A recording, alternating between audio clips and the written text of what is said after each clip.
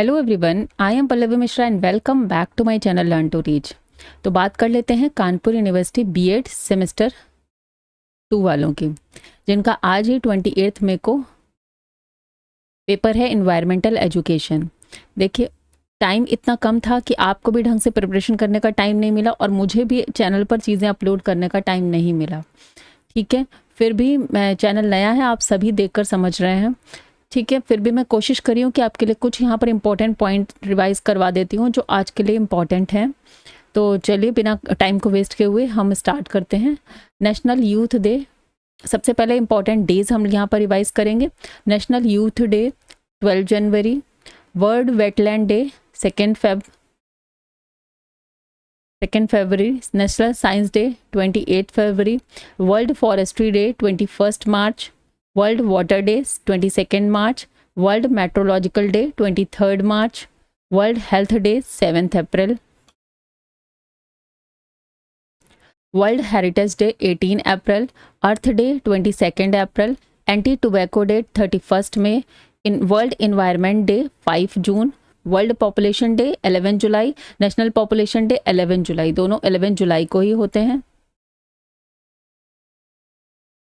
ध्यान रखिएगा, 11 जुलाई ही है दोनों।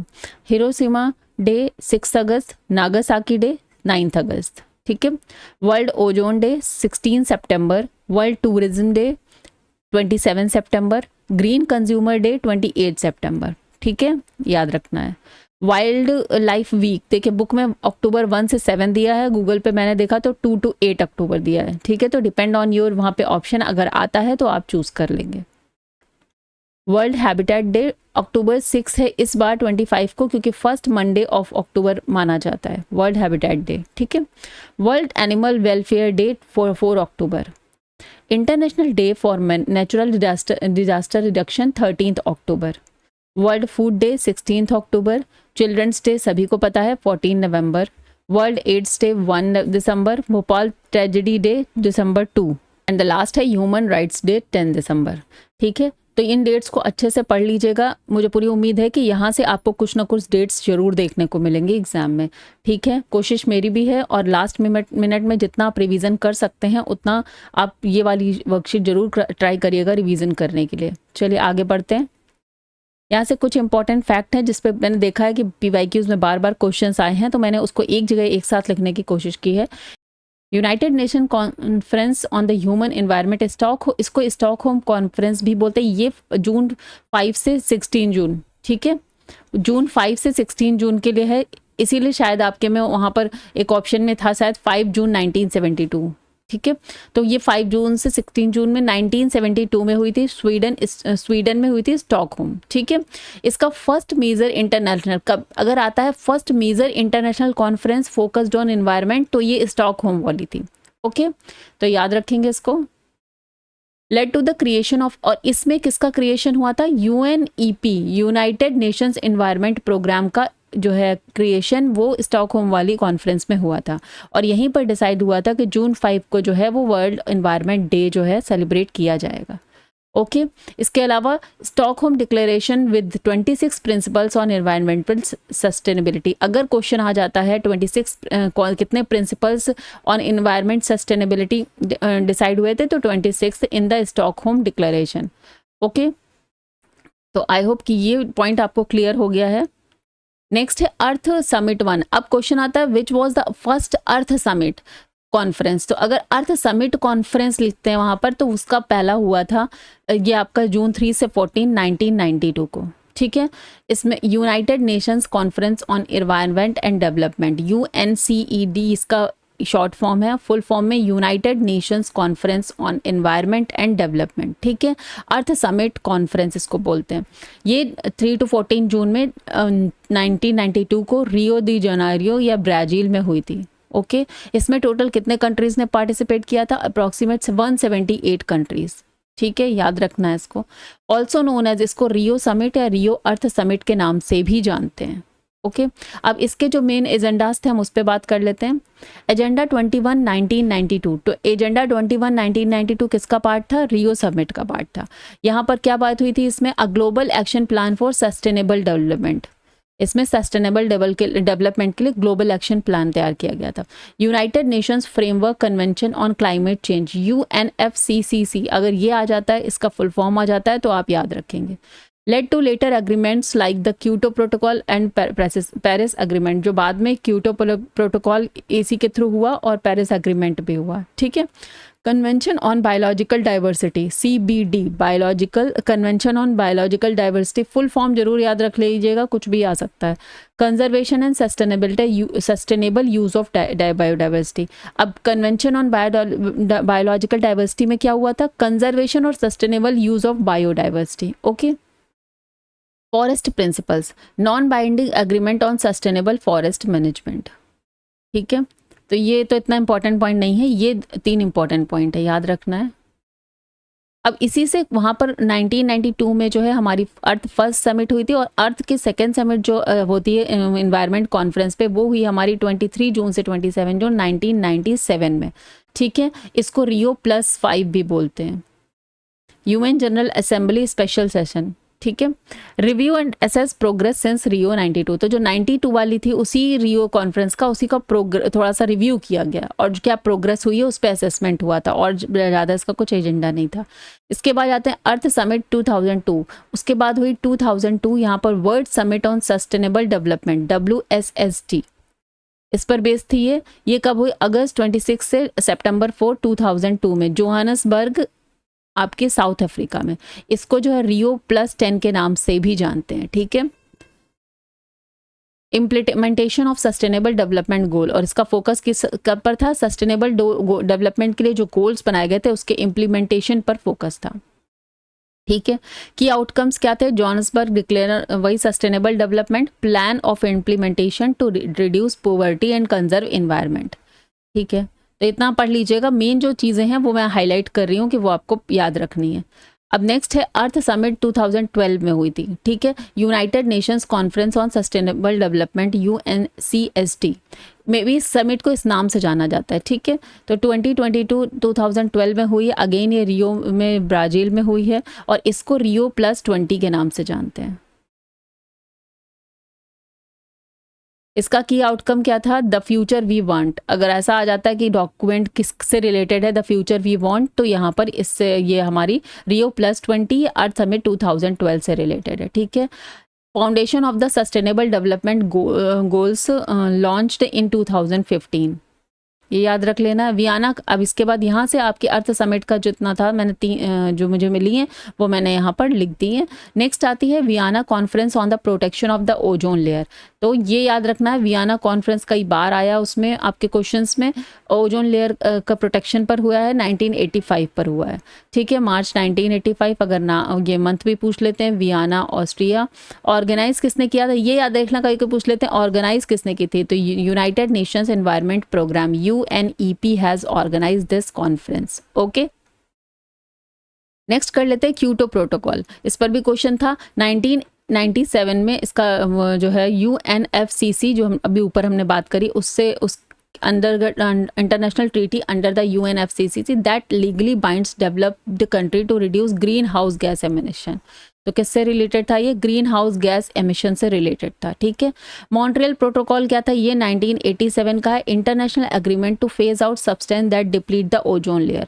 जो ओजोन लेयर डिप्लीशन के लिए इम्पोर्टेंट जो फैक्टर्स हैं या सब्सटेंस है रिस्पॉन्सिबल हैं, उनके डिप्लीशन के लिए, उनको जो है कम करने के लिए स्पेशली CFC, ठीक है, 1987 में इसके लिए इंटरनेशनल एग्रीमेंट हुआ था, मॉन्ट्रियल प्रोटोकॉल, याद रखना है आपको, ठीक है। नेक्स्ट आता है रेड डाटा बुक पर भी क्वेश्चन आ रहा है, ये कौन इसमें डेटा कौन पब्लिश करता है? IUCN, again international union for conservation of nature, ये याद रखना है। ये क्या करती है? इंडेंजर्ड और थ्रेटन्ड स्पीसीज या एक्सटेंट स्पीसीज या पर काम करती है, ठीक है, उनका डेटा इसमें होता है। नेक्स्ट देख लेते हैं, एक G20 जोहानसबर्ग में अगेन समिट होने जा रही है, जो नवंबर 2025 में। मे बी इस पर क्वेश्चन आ जाए, इसलिए मैंने इसको इंक्लूड कर दिया है। जोहानसबर्ग में होगी नेक्स्ट समिट, इसकी थीम क्या है? Solidarity, equality and sustainability, may be theme पूछ लें, ओके तो inclusiveness, economic growth and industrialisation, food security, leveraging artificial intelligence and innovation for the sustainable development. तो ये एरियाज एक बार दिमाग में रख लीजिएगा, जोहान्सबर्ग में नवंबर 2025 में होने वाली है। Now moving to the Chipko movement, ये 3 मूवमेंट इंपॉर्टेंट है, बार बार क्वेश्चन आ रहा है। चिपको मूवमेंट 1973 उत्तराखंड में हुआ था। Villagers specially women's hugs tree to prevent them from cutting. Chipko मतलब यही था कि उन्होंने जाके पेड़ों पर चिपक गए थे सब लोग, उसके ब्रांच के कि ये काटने नहीं देंगे। To protect forest from commercial logging, ठीक है, जो लोग पेड़ काट रहे थे अपने कॉमर्शियल यूज़ के लिए। और लीडर कौन था? सुंदरलाल बहुगुणा एंड चांदी प्रसाद भट्ट। नेक्स्ट देख लेते हैं नर्मदा बचाओ आंदोलन, NBA के नाम से भी जानते हैं, 1985 ऑनवर्ड्स, ठीक है। ठीक है, मध्य प्रदेश, गुजरात, महाराष्ट्र तीनों जगह में इसका से रिलेटेड है ये। Protest against large dams on the Narmada river, specially the Sardar Sarovar dam, ठीक है। तो ये याद रखिएगा, सरदार सरोवर डैम, लार्ज डैम जो बन रहे थे नर्मदा नदी पर, उसको के लिए प्रोटेस्ट था ये। To stop displacement of tribal and rural communities to protect the environment, ठीक है। मेधा पाटेकर और बाबा आमटे इसके मेन लीडर्स थे। इसके बाद आता है एक चिल्का मूवमेंट, 91 से 92 के बीच में था। चिल्का लेक कहाँ है? उड़ीसा में। Protest by local communities against a commercial prawn farming projected by Japanese company Tata bagged में जो है लेक की बायोडाइवर्सिटी और livelihood of traditional fisher folks, ठीक है। To protect the lake's biodiversity and livelihood of traditional fisher folks. इसके leaders क्या थे? चिलिका मत्स्य बिजी and Mahasangha, okay. The project was stopped, Chilka lake was preserved as Ramsar wetland, ठीक है। यहाँ पर रामसर कन्वेंशन हुआ था 1971 में ईरान की सिटी रामसर में, जो अभी यहाँ पर इसके अकॉर्डिंग था conservation and wise use of wetland, ठीक है। वेटलैंड्स जो भी हैं, जो वाटर बॉडीज के अकॉर्डिंग जो बायो के पास जो बायोडाइवर्सिटी है, ठीक है, उसके लिए ये कंजर्वेशन हुआ था, खासकर वाटर फाउल हैबिटेट पे, ठीक है। तो उसके लिए कन्वेंशन हुआ था 1971 में। और यहाँ पर एक पॉइंट और ऐड कर सकते हैं कि टोटल 49 इंडिया में टोटल 49 रामसर साइट्स हैं, ओके, इंक्लूडिंग चिल्का लेक और एक केवलादेव नेशनल पार्क। तो ये हम पॉइंट भी यहाँ पर ऐड कर सकते हैं। और इंडिया की फर्स्ट रामसर साइट जो थी वो चिल्का लेक ही थी, ठीक है, और केवलादेव नेशनल पार्क। तो यहाँ से मे बी क्वेश्चन आया है नहीं आया, ठीक है, तो ये भी याद रख लेंगे, रामसर कन्वेंशन 1971। इसके बाद नेक्स्ट है एपिको मूवमेंट 1983। ये कहाँ पर हुआ था? उत्तर कन्नड़ डिस्ट्रिक्ट, कर्नाटका। कर्नाटका याद रखिएगा, southern version of the Chipko movement. यहाँ भी अगेन एपिको मीन्स होता है टोहा करना, कन्नड़ में इसका मीनिंग होता है। और ये भी उसी के लिए प्रोटेस्ट हुआ था, फॉरेस्ट के लिए। और किस फॉरेस्ट के लिए? To save Western Ghat forest for from deforestation from commercial timber, okay. Leader कौन थे? पांडुरंगा हेगड़े, तो याद रख लीजिएगा इसको। वर्ल्ड एनवायरनमेंट डे जो आपका 2025 को सेलिब्रेट हो रहा है, उसकी थीम क्या है? Ending plastic pollution. हैशटैग भी लगा रखा है, हैशटैग बीट प्लास्टिक पोल्यूशन, अगर आ जाता है तो। होस्ट कंट्रीज की क्या है? Republic of Korea.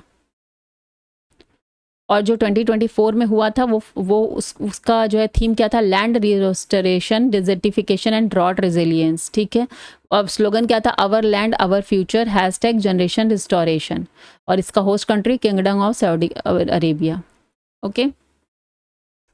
चलिए नेक्स्ट देख लेते हैं, biological protection wild life protection act 1972, याद रखिएगा। Biological diversity act 2002, recycled plastic manufacturing and use rule 1999, prevention of cruelty to animal acts 1960, prevention of water prevention and control of pollution act 1974। ये water act के नाम से आ जाए तब भी यही है, water prevention and control act of control of pollution के नाम से आए तो भी यही है, ओके। एयर एक्ट में भी सेम ही है, air prevention and control of pollution act आ जाए तो भी 1981 है, या एयर एक्ट आता है तो भी 1981 है।